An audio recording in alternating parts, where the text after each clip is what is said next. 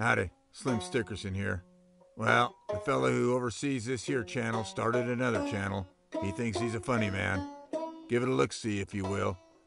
The name's Slim Stickerson. I'm on YouTube. Enjoy the radio program. All right, then.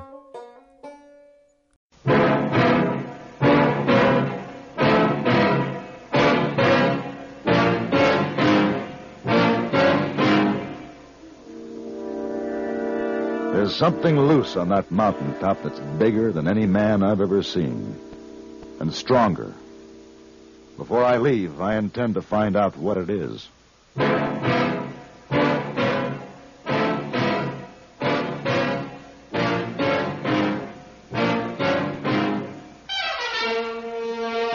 Have Gun.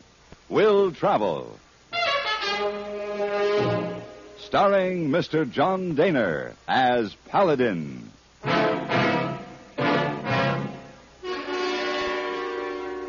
San Francisco, 1875. The Carlton Hotel. Headquarters of the man called Paladin.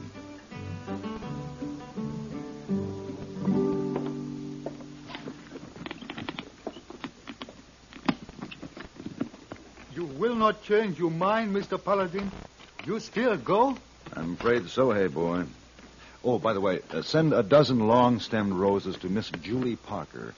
And regrets. Oh, do not go there, Mr. Paladin. Please. Why not? Why does this trip bother you so much? Oh, I read a newspaper. Monster at Moon Ridge. Lady bewitched by apparition. Oh, please, do not go there, Mr. Paladin. I've already been hired and accepted. I'm leaving right away. Oh, then let me.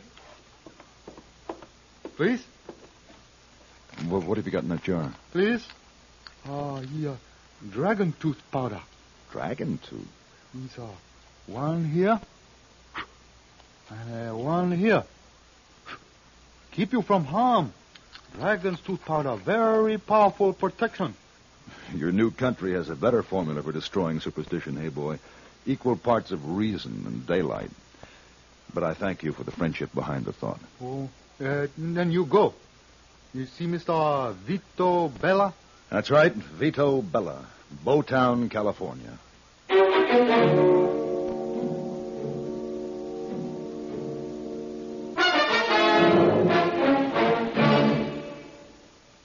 Even if you've had embarrassing dandruff for years, you can get rid of it now in 3 minutes. That's all it takes with Fitch Dandruff Remover Shampoo. Yes, unsightly dandruff's gone in 3 minutes with Fitch. Quickest, easiest of all leading shampoos. What's more, using Fitch regularly is guaranteed to keep embarrassing dandruff away. Just apply in the unique Fitch manner. Before you wet hair, rub in 1 minute. This way, Fitch shampoo penetrates right down to the scalp. Next, add water. Lather 1 minute to wash every trace of dandruff out of your hair. Then rinse 1 minute. All that loosened dandruff goes down the drain. In 3 minutes, with Fitch, 1 rubbing, 1 lathering, 1 rinsing, dandruff's gone. At the same time, gentle Fitch can leave your hair up to 35% brighter. To get rid of dandruff problems forever, brighten hair too, use Fitch regularly. Get Fitch Dandruff Remover Shampoo today, only 59 cents.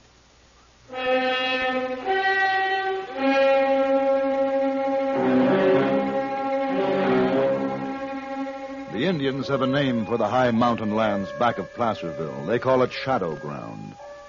Indians have a way of seeing things in the shape of a piece of land that no white man can see, so they always bypass it. They didn't like the thunder that boiled up against the peaks and rolled down the canyons. But then the Indians had little use for gold and silver, and the white men did. And the white men built their town where a teepee village might have been, close to the top of Moon Ridge. It was after dark, and the sky was heavily overcast when I pulled up in front of the sheriff's office in Bowtown.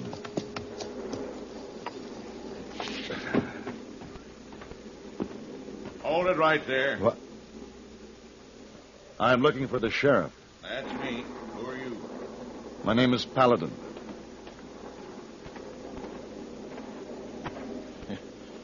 Riding in at night with black horse and black trail clothes? I'm surprised you didn't get your head shot off. Well, do you have to hold that gun on me? Come on in.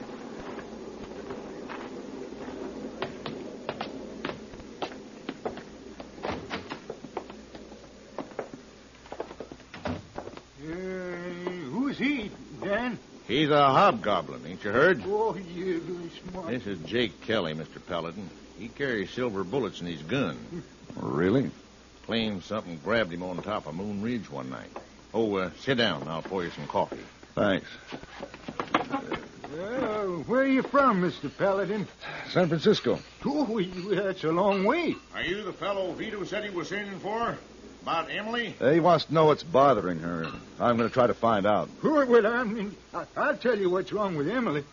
She's hexed, that's what. And you know I'm talking true, Dan. If you'd ever ride up there and see her yourself. Sheriff's got to stay around town. Now, you know that. Oh, you ain't set foot out since the time your posse got scattered. That was a little accident. Few horses run away and folks build it into something big.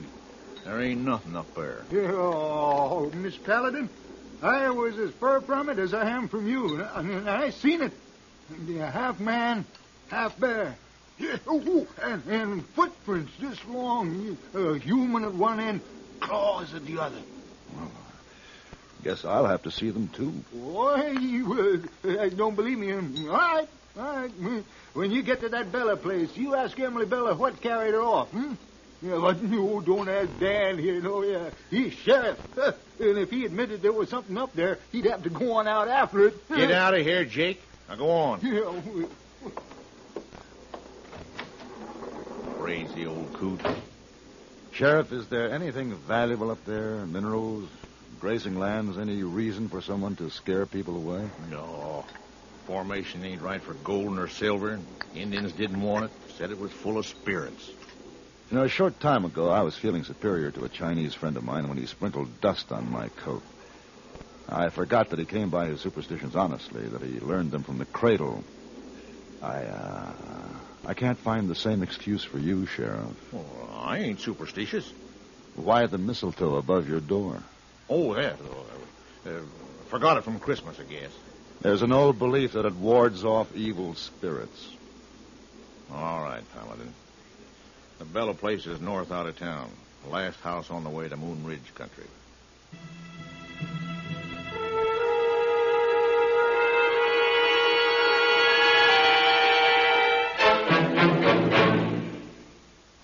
What makes the different sound and sound difference that you hear on this station?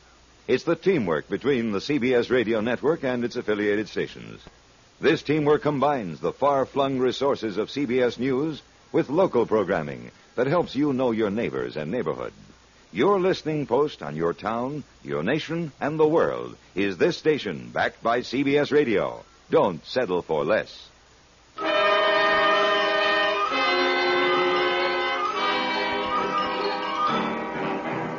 The Bella place was run down and listless, with a small light gleaming in the window, and the figure of a woman seated on the porch steps, a young woman, dark, plain, no shoes or stockings, long hair, and the most vacantly staring eyes I have ever seen.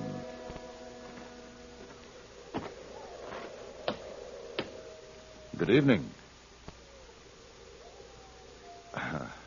Miss Emily Bella? It's dark. Yes? Oh, Mr. Bella? Yes? My name is Paladin. Oh. Mr. Paladin. Come. Oh. Un momento, please. Emily. No, you promised you'd tell Papa when you stepped outside. Remember? It's cold here. And when a visitor comes, a big girl says what, huh? How do you do? How do you do, Emily? Very good. Now you come in the house with us, huh?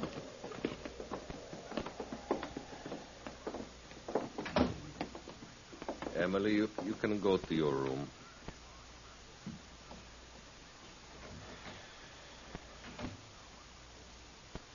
A dozen years ago, there was, in this valley, epidemic. Took my wife, almost my daughter. I'm sorry. Afterwards, Emily's body grew, but her mind... she remains a child. Wine? Please.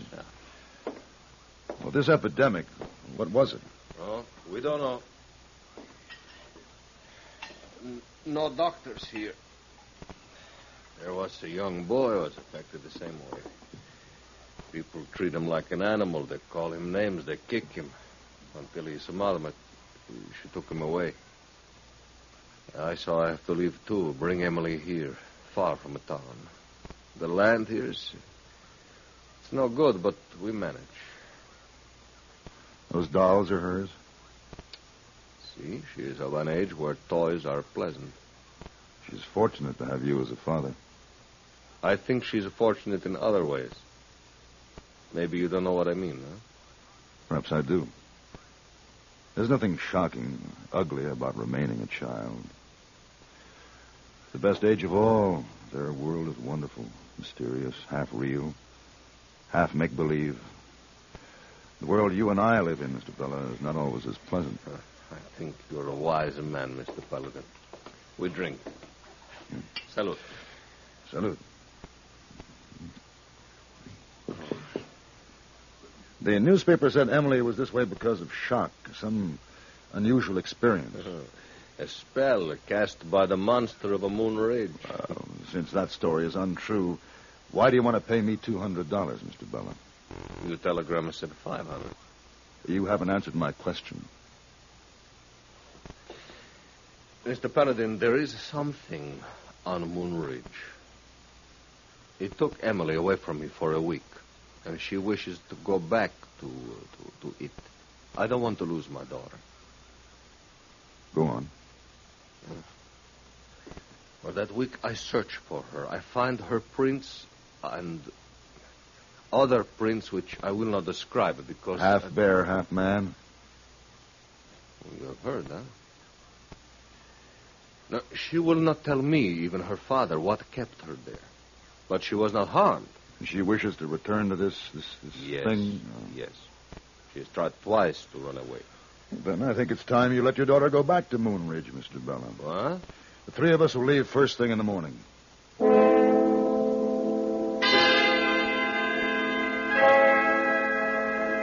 The morning was dark and foreboding with the threat of rain in the air. Low clouds hung over the peaks and in the valleys, twisting the trees into gnarled shapes and making the rocks grotesque and sudden to come upon. All very unreal. But the track we came across on the top of Moon Ridge late that afternoon was real enough. Half a man, half a bear, huh? Maybe. Emily? No, Mr. Paladin, be honest with me, please. What make this print? I don't know, Mr. Bella. No, it's going to be dark less than an hour. Hey, what is that? I'd say it was a bear. Emily! Emily, come back! Paladin, she's going down the canyon. You follow with the horses. I'll try to catch her.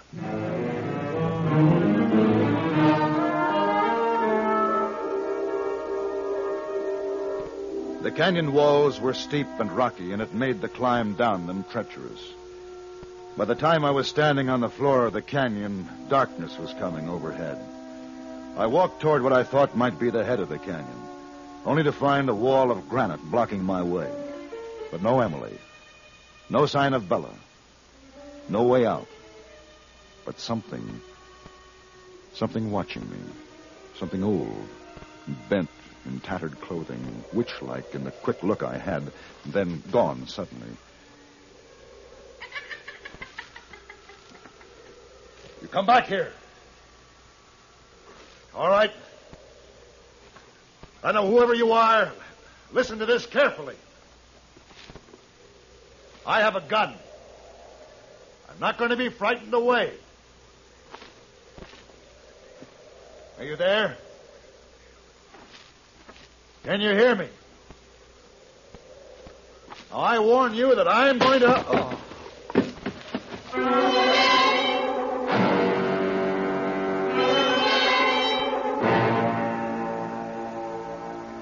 When I regained consciousness, I was inside an old mine shaft, a chain on my leg, minus guns.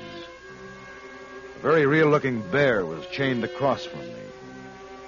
There, in the dim light filtering back from the opening of the mine shaft, I saw something moving slowly toward me. Something which seemed only half human. Something old and horrible. I waited there, quiet, as the thing came closer.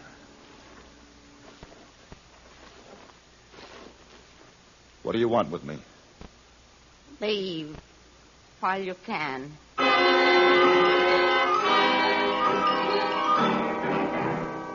She had dropped a small sledgehammer before she turned and left. It took me the rest of the night to pound out the connecting pin so that I could remove the shackles from my leg. Outside it was morning, bright and clear. What?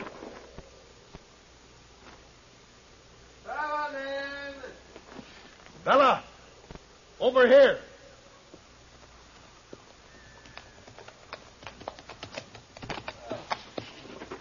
Oh, I've been riding all night. You seen Emily? No. Here, I found your gun and a belt, Paladin. Oh, thank you very much. I didn't know what to do. I half expected to find your body. Now, let me ask you something. Bella, has anyone ever been hurt in Moon Ridge country here? Actually physically injured? No. Only frightened? Yes. I've been frightened, too, but I'm not hurt. Bella. Hmm? I think I know where Emily is. Where? I would say up there. Huh? Beyond that cliff that backs the canyon. The cliff? Possibly a meadow behind there. Oh. That trailer would be worse than in Sicily. That would frighten a bad rider. And with a little clever discouragement, even a good rider. Come on.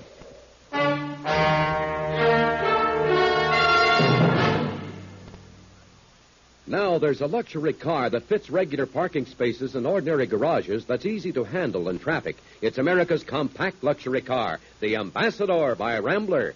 Now, medium-priced car buyers can have the room, comfort, luxury, and performance they expect in a fine car, but without excessive length, width, and bulk. If other medium-priced cars have sized and priced you out of the market, then you owe it to yourself to test our best. American Motors' finest, the luxuriously compact Ambassador. Note the quality construction and careful attention to detail. Enjoy the most favorable power-to-weight ratio on the medium-priced field with Ambassador's 270-horsepower V8 engine. Try luxury features like individually adjustable front seats that glide back and forth separately. 5 minutes at the wheel of an Ambassador will change your ideas about luxury cars. Test our best, the Ambassador V8 by Rambler. Finest car ever priced so close to the lowest. See, drive the luxurious Ambassador, now at Rambler dealers.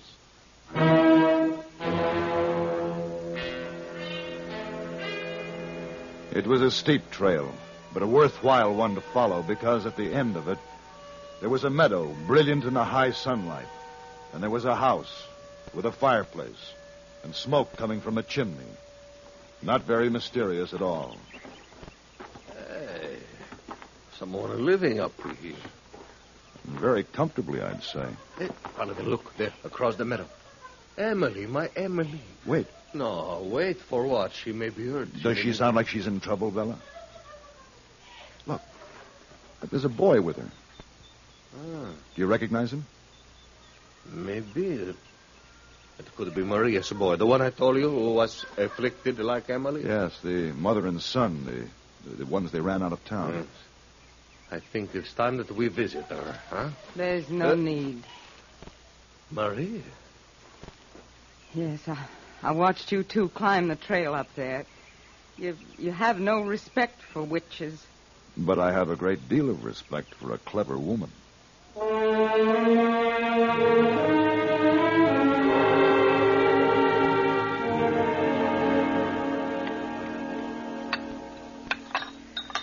So, where else could I take my son?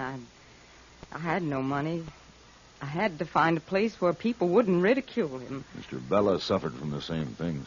See, and once we were old friends, Maria. You should have had faith in me. Well, I should have sent her away the first time she wandered up here, but it's just so good to see children happy together. The soil is good up here? Better than below. Hmm? More sun and more water. Why talk of it? Why not? Because there's always a man somewhere who won't scare off, like this one. I'm sorry. Materialize an apparition on a broomstick in front of him, and he'll ask it to sweep the floor. The monster footprints I made, half mine, half a bear's, they meant nothing. I've run out of tricks. I've moved before. We can do it again. Why move? See, why move, huh? If I lived here, there would be no man-bear track, no cave to put foolish man in and then release him to run frightened, shouting foolish things. I think since I am a man, there would be a gun in my hand, and friends would be welcome, others would not. If a man has something to say, he comes right out and says it. Yes, well, Maria, I think perhaps I like your land. And I think I'll be going. I'll expect $200 to be placed in my San Francisco account, Mr. Bella. And I suspect that you got more than you bargained for.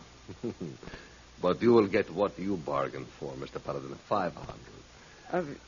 You have to ride through town, I suppose, and talk to the sheriff? No. Ignorant and prejudiced people like to be deceived, and they deserve it when they are. Why confuse them with the truth?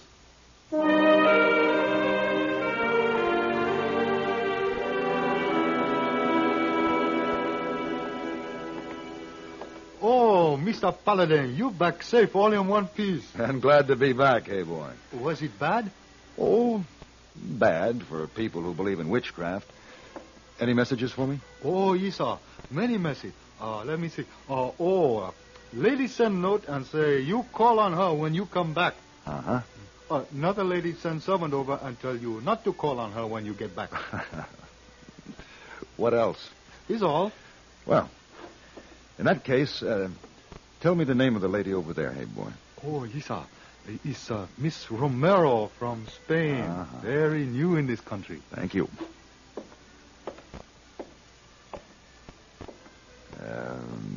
Miss Romero? Why, yes. My name is Paladin. May I be of service to you? Service, senor? Si. It is the custom for a gentleman to offer his services to a lady in this land. Oh? What kind of services? Any kind the lady wishes. Dining in fine restaurants, the theater, the opera. Perhaps a carriage ride to historical points of the city. Your heart names it. I like these customs, senor. But isn't such a relationship fraught with possibilities? Oh, it is, senorita. All kinds of possibilities. Shall we begin with the possibility of dinner this evening?